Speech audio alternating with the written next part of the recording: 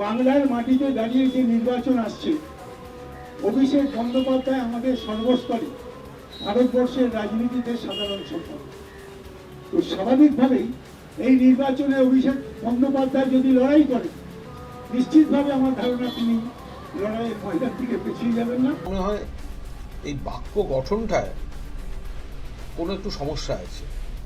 অভিষেক বন্দ্যোপাধ্যায়, তৃণমূল এবং মমতা বন্দ্যোপাধ্যায়, এর বাইরে এসব কথা আসছে কোথার থেকে? ২১ সাল আমরা দেখেছি বিধানসভা নির্বাচন, আমরা পঞ্চায়েত নির্বাচন দেখেছি, আমরা নবজোয়ার দেখেছি, আমরা উপনির্বাচনগুলো দেখেছি।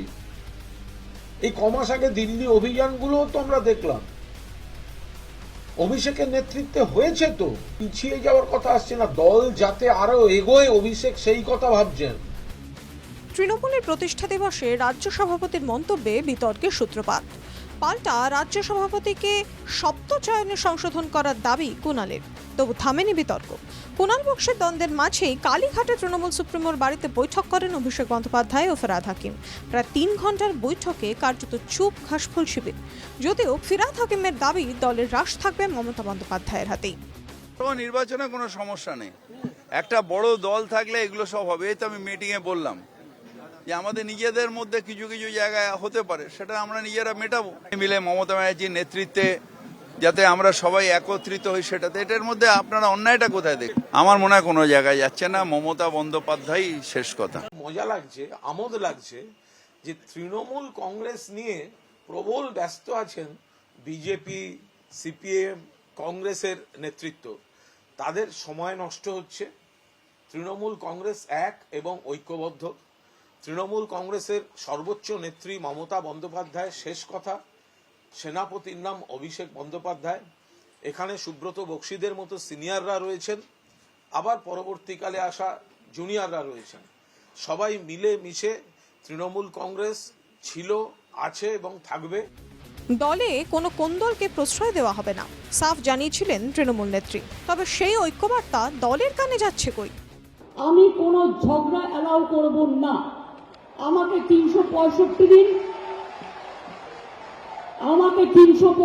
দিন কাজ করে যেতে হয় মানুষের জন্য।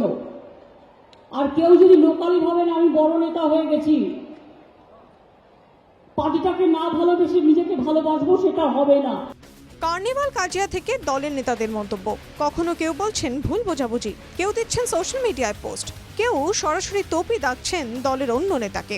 পথে দুজন মানুষ, সদিচ্ছাতা মানুষ, তাদের ডিফারেন্ট অফ ওপিনিয়ন হতেই পারে, কিন্তু দল যখন ঠিক করে দেয় সেই ওপিনিয়ন, সেই রাস্তা ধরে সবাই চলে। কার্যত তৃণমূলের অন্তর্দ্বন্দ্বে অক্সিজেন পাচ্ছে বিরোধীরা। দেখুন, কোনো রাজনৈতিক পার্টি একটা তার ভাবাদর্শ থাকে, আদর্শ থাকে, তার নিশ্চিত কর্মপদ্ধতি থাকে। যদি কোনো বড় উদ্দেশ্য না নিয়ে কোনো কাজ শুরু হয়, সেটা বেশি দিন টেকে না। টিএমসি হচ্ছে তাই। আজকে আছে, কালকে থাকবে না। কালের নিয়মে তৃণমূল এ বাংলায় তার ইনিংস সমাপ্তি করবে। জল্পনার সূত্রপাত অভিষেক বন্দ্যোপাধ্যায়ের জেলাবাড়ি বৈঠক থেকে। পার্থ ভৌমিক সহ উত্তর ২৪ পরগনার বেশ কিছু নেতাকে নিয়ে বৈঠক করেন অভিষেক। তৃণমূলের সেকেন্ড ইন কমান্ডের নানাবিধ পদক্ষেপে সময় সময় বিতর্ক তৈরি হয়েছে তৃণমূলের অন্দরে। এরপরে মাঝে মধ্যে দলের নেতাদের পরস্পর বিরোধী মন্তব্য আদি নব্য দ্বন্দ্বকে আরও উস্কে দিয়েছে। লোকসভা ভোটের আগে সেই কোন্দল তকমা কি কাটিয়ে উঠবে ঘাসফুল শিবির? Bureau report, NKTV Bangla.